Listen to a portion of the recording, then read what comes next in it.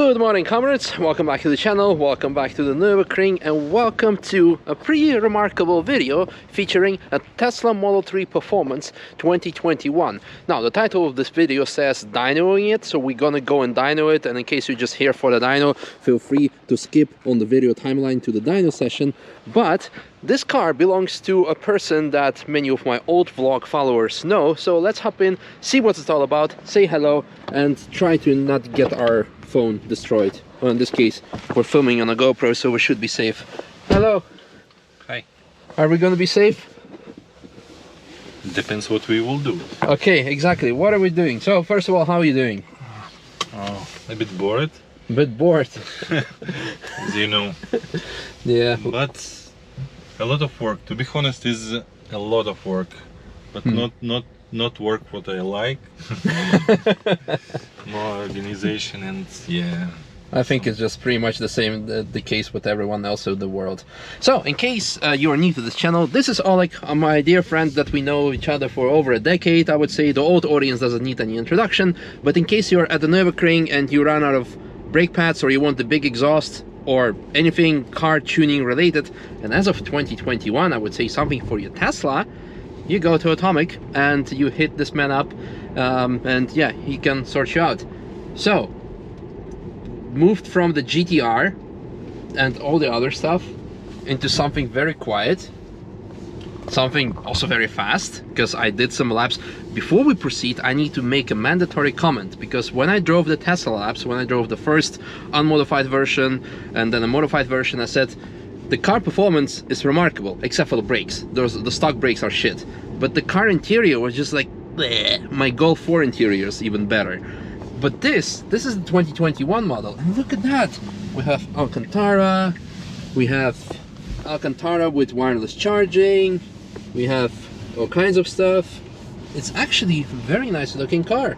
It's very good. So thumbs up to Elon Musk and Tesla for, I'm taking my words back, the quality is good. Of course, there were some videos circulating that the quality was not that good, but this is a massive improvement over what I saw like on the previous model. So that's already good. But now, question to you.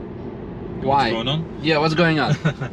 Yeah, for me personally, it was a big decision because, as you know, I spend a lot of time with ECU calibration, and ECU is engine control unit, which is normally related to an internal combustion engine, and here there is no internal combustion engine. Yeah, no engine.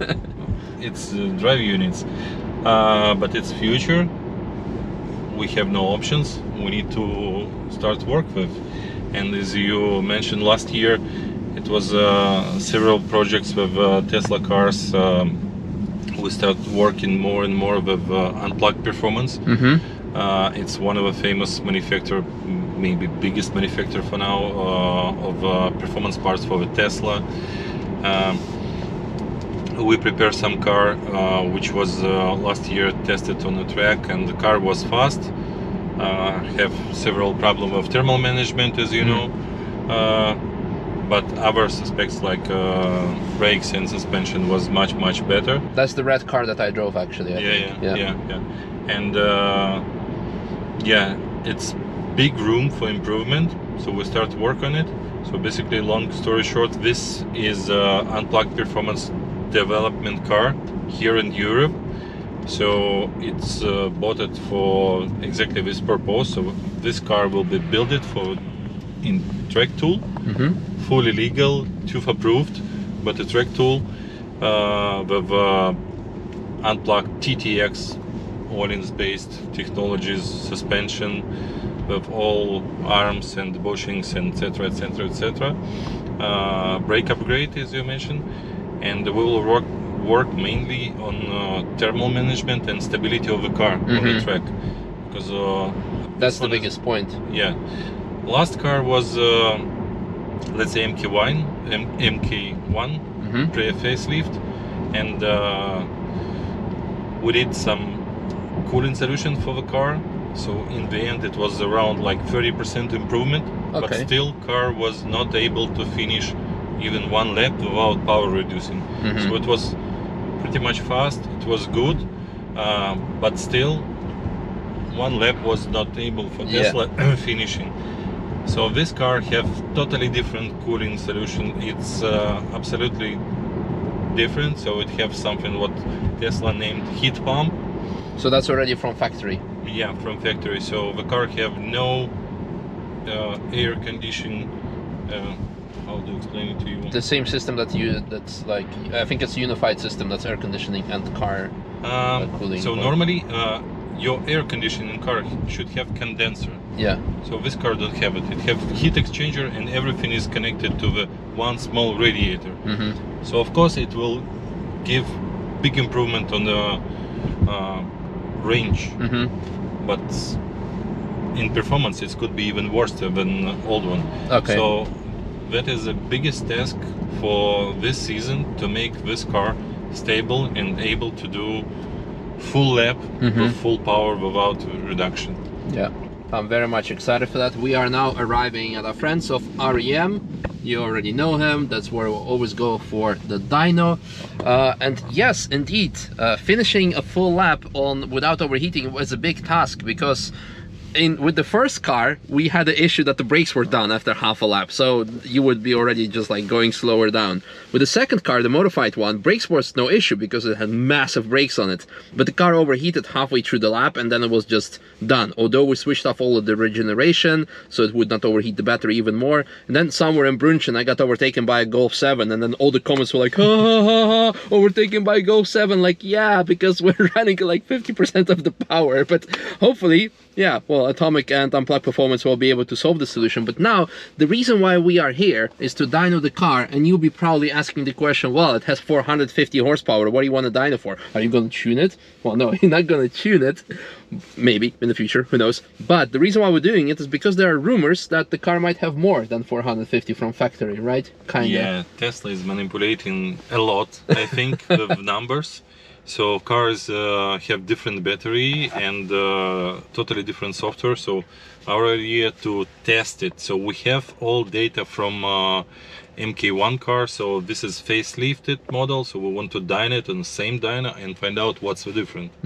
And luckily, unlike the internal combustion engine car, it doesn't matter if we dyno it in the winter, in the summer, like somewhere on top of the mountain. It's not affected, the engine, right? Yeah. Because of the air to the ratio and stuff. Anyhow, let's go. Where's Dennis? Why is he not opening up?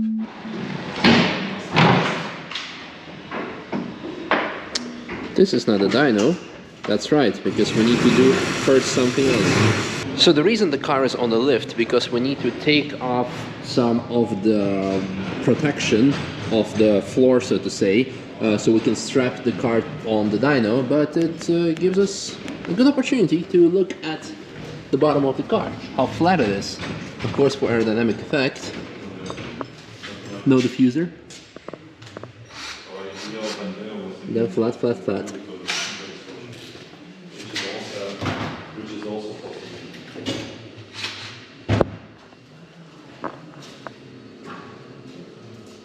Double wishbone suspension on the front.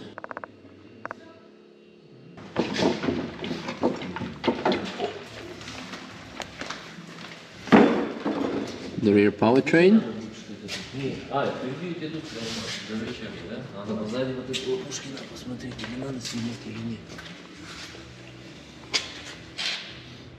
While the Tesla is being prepared, let's have a look underneath the AMG GTR Pro.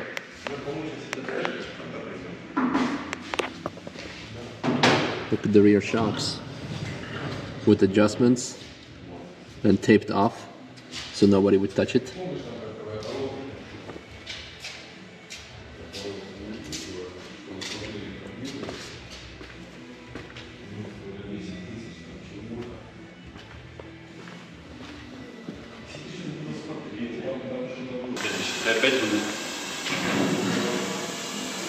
I guess we're ready to strap up the beast.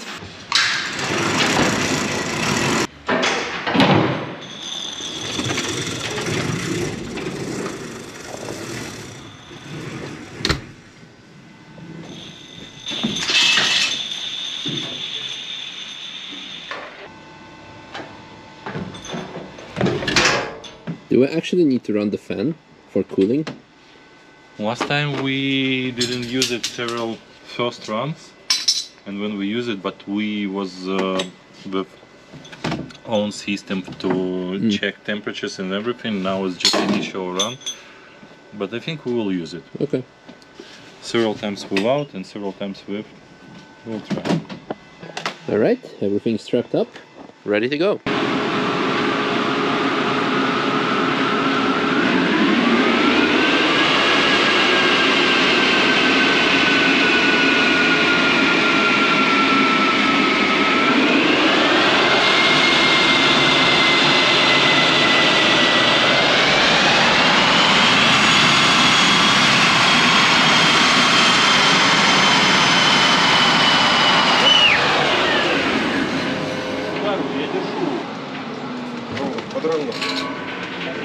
Что с ним происходит? Ты руль вправо держишь, а она влево едет. Ну явно было, что руль стоит туда, а колесо сюда. Да? Да. Ну явно. Класс. So we're steering to the right, and the car was going obviously to the left of the dyno. If you touch the D in model, I think 10 seconds you let go, this pops up. And Dyno Mode was one word.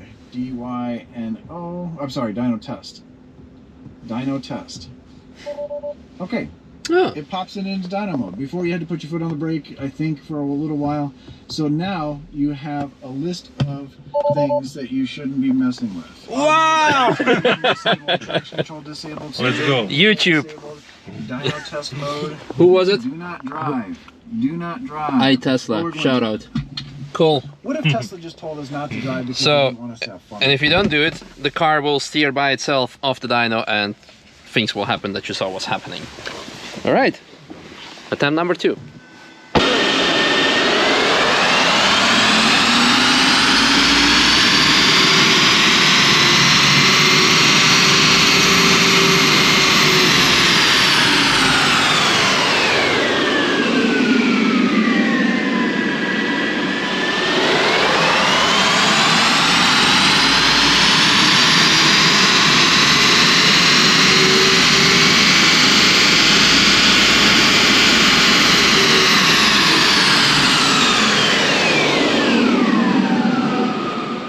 Alright, and now for the verdict. You probably have seen before we started dyno running the car that there were already a couple of graphs on the dyno sheet or on the screen, because those were the graphs from the previous car. The red car that was here that I drove last year on the track, it was here. We dynoed it, well, not we, Atomic/REM, and now we compare the highest measurement of the white car 2021 with the 2020 model. The red car, so to say. So what's the verdict? So verdict is interesting. So power is nearly equal, but power delivery is a bit different. So old car making huge punch around 60-70 kilometers per hour. So it's making 700 Newton, even a bit more, 707. And according, I think, to the spec sheet, we tried to we tried to Google it. It was between 640 and 660 Newton meters, what is being specified. But before we go into numbers, what I find more interesting is that the horsepower that's being advertised on Model 3 Performance is 450. What we see here, however, is 522 and 523 for the old car and the new car. Is this the wheel horsepower? This is what we measured from wheels, but you know, it's million speculation on this topic. Could be, so let's say power is equal, this 1,000,000%, but power delivery is different. So old model is have a huge punch of a torque, but after 80 kilometers per hour is going down, and a new model is deliver like 10-15 horsepower more all the way up. So all the time it will be more powerful. So it's more stable. And it's more stable in power delivery, and probably it will be faster on the track, because this punch is can produce, I think, only wow effect. Only wow effect and wheel spin and shock effect. Yeah. Because it's really short. Is around like 10 kilometers per hour. Just this one, this torque punch. But rest is less, So red dyno graph, this is a power, by the way. This is a power curve, and this one is a torque. Yeah. So as you can see, power of a new car is bigger. Not a lot, 10-15 horsepower, but it's stably more. Interesting. Yeah. Cool. Well, I guess that's pretty much it. The things we learned from today, like every car pretty much in general, it has a lot more horsepower than advertised. Use the Dyno Mode and have fun with your Tesla on track, I guess. And stay tuned for the atomic upgrades. I'm very much looking forward to that. Don't forget about dynamo. Yep. Otherwise you might have dynamite. Yeah, something even worse.